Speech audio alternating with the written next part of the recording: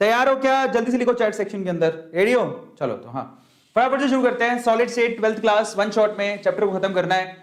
Are you ready? Yes मेरा बच्चा, party सब थे। कॉपी पेन लेके बैठना, प्लीज नोट करते रहना, ठीक है? तो चलो सबसे पहले तो क्लासिफिकेशन पर आते हैं। सॉलिड स्टेट में सबसे इंपॉर्टेंट है क्लासिफिकेशन। सॉलिड का क्लासिफिकेशन कैसे किया गया? तो सॉलिड का क्लासिफिकेशन जो है दो तरीके से करते हैं। एक तो होता है क्रिस्टलाइन सॉलिड और दूसरा कौन सा होता है? Amorphous solid. और इनके ऊपर डेफिनेटली आप लोगों को क्वेश्चन आएगा कि what is the difference between crystalline and amorphous. ठीक है, क्रिस्टलाइन ना रियल सॉलिड होता है, एमोर्फस रियल सॉलिड नहीं होते। जैसे कांच देखा आपने, कांच दिखने में सॉलिड लगता है बट वो रियल सॉलिड नहीं है, वो स्यूडो सॉलिड है। ठीक है, तो कांच में रेगुलर अरेंजमेंट नहीं होती। ठीक है, सो बहुत सारी चीजें जो कि कांच को सॉलिड की जैसी दिखाती हैं बट एक्चुअली वो सॉलिड होता नहीं है, उनको हम लोग एमोर्फस सॉलिड कहते हैं। क्या कहते हैं? एमोर्फस सॉलिड कहते हैं। तो दो कैटेगरी बनाती, एक तो क्रिस्टलाइन और एक एमोर्फस। जैसे आपने चेयर देखी है कभी, प्लास्टिक की जो चेयर होती है वो देखो, वो भी सॉलिड होती है, आप बैठते हो उसके ऊपर। लेकिन प्लास्टिक और प्लास्टिक के जो भी सामान होते हैं, जो चेयर होती है, प्लास्टिक का जो भी सामान बना होता है, वो क्रिस्टलाइन सॉलिड यानी रियल सॉलिड नहीं होता, वो एमोर्फस सॉलिड होता है। अब ना व्हाट इज द लॉजिक, कैसे पता करें, तो मैं आपको समझाता हूं। देखिए, क्रिस्टलाइन सॉलिड की ना एक डेफिनेट शेप होती है। ठीक है, एक डेफिनेट शेप होती है, लॉन्ग रेंज ऑर्डर डिसिप्लिन भी होता है। मतलब उसमें जो एटम होते हैं वो बड़ी डिसिप्लिन तरीके से लॉन्ग रेंज के लिए अरेंज्ड होते हैं। जैसे कि यहां पर आपको दिखाई दे रहा है, देखो क्वार्ट्ज लॉन्ग रेंज के लिए डिसिप्लिन अरेंजमेंट होता है। ऐसे रहेगा तो कंटिन्यूसली यही चैन चलती जाएगी, टूटेगा नहीं कहीं भी। ये जो प्रोग्रेस हो रही है, ये जो एटम की अरेंजमेंट है एज इट इज ऐसी रहेगी लॉन्ग रन तक। समझ में आ रहा है? ये इनकी खास बात होती है क्रिस्टलाइन की। इसके अलावा उनका शार्प मेल्टिंग पॉइंट होता है ना, this point is really very important. अगर मैं बोलूं कि देखो नमक NaCl, उसका 800 डिग्री सेल्सियस मेल्टिंग पॉइंट है, तो वो 800 डिग्री सेल्सियस पे मेल्ट हो जाएगा पूरा। जब तक वो पूरा मेल्ट नहीं होता वो 800 डिग्री सेल्सियस ही रहेगा। उसका एक शार्प मेल्टिंग पॉइंट होता है।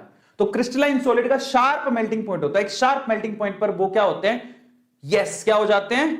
मेल्ट हो जाते हैं। और इनकी जो शार्प एज होती है वो भी शार्प होती है। कट करते पर आपको बहुत ज्यादा शार्प एज मिलेगी उनकी, जैसे कि आपको दिखाई दे रहा है सब लोग। जब आप इसको कट करोगे ना तो शार्प एज मिलेगा आपको। ये एमोर्फस के लिए नहीं, पहले क्रिस्टलाइन की डिस्कशन कर रहे हैं तो क्रिस्टलाइन के लिए आपको दिखाया, इनकी बहुत ही शार्प एज आपको दिखाई देती है। तो क्रिस्टलाइन की खास बात होती है। और ये सारे के सारे कैसे होते हैं? एनआइसोट्रॉपिक होते हैं नेचर में, एनआइसोट्रॉपिक नेचर में होते हैं। Now what is the meaning of anisotropic? मतलब अलग अलग डायरेक्शन में अलग अलग प्रॉपर्टीज देखने को मिलेंगी। मजे की बात देखो, इनके रेगुलर और एकदम डेफिनेट अरेंजमेंट होती है एटम की, फिर भी अलग अलग डायरेक्शन में आपको अलग अलग, जैसे कि अगर आप कोई लाइट को इंसिडेंट करवाते हो तो इनकी जो इंडेक्स होती है वो अलग अलग होती है। तो यहां पर है ना, ये एनआइसोट्रॉपिक होते हैं। समझ में आ गया? ये बहुत इंपॉर्टेंट है। अब ये सवाल काफी बार पूछा जाता है, क्रिस्टलाइन सॉलिड एनआइसोट्रॉपिक होते हैं जबकि एमोर्फस सॉलिड आइसोट्रॉपिक होते हैं। तो ये पहली चीज याद हो, क्रिस्टलाइन सॉलिड डेफिनेट शेप की होती है, लॉन्ग रेंज ऑर्डर होता है, शार्प मेल्टिंग पॉइंट होता है। अगर आप उनको काटने जाओगे तो उनकी शार्प एजेस मिलेंगी। और ये एनआइसोट्रॉपिक होते हैं। एनआइसोट्रॉपिक का मतलब होता है अलग अलग डायरेक्शन में अलग अलग इनकी क्वालिटीज मिलेंगी। जैसे वो जो इंडेक्स बोलते हैं, फिजिक्स में पढ़ते हो ना आप लोग, रेफरल इंडेक्स एंड ऑल, वो सारी डिफरेंट डिफरेंट डायरेक्शन में डिफरेंट मिलती है। सबको समझ में आ गया? और सबसे लास्ट बात है इसकी, ये ट्रू सॉलिड कहलाते हैं। दिस इज कॉल्ड रियल और ट्रू सॉलिड।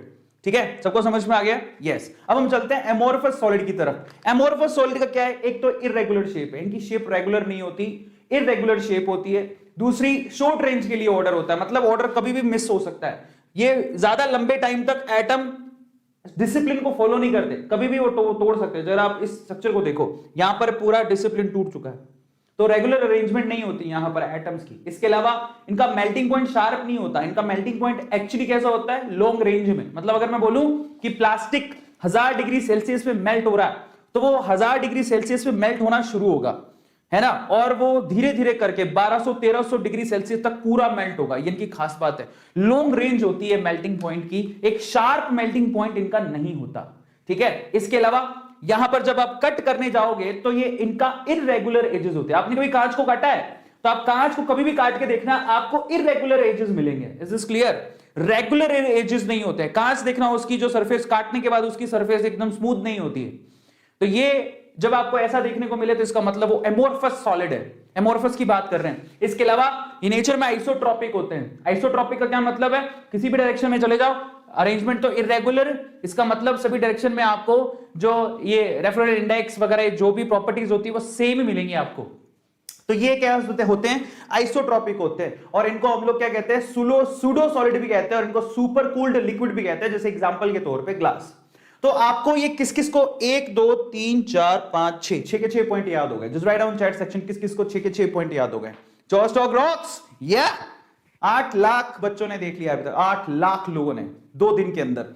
तो आप देखो, और इनकी खास बात क्या होती है पता है, कि कांच ऐसे होते हैं कि धीरे धीरे सुपर कूल्ड लिक्विड होते हैं, धीरे धीरे नीचे ये थिकनेस बढ़ती जाती है, क्योंकि ना लिक्विड ही तो है, धीरे धीरे बहते हुए नीचे आ जाते हैं, तो कांच नीचे से मोटा होने लगता है। किस किस को समझ में आ गया ये, किस किस को लगता है yes sir I got it, यो बहुत बढ़िया।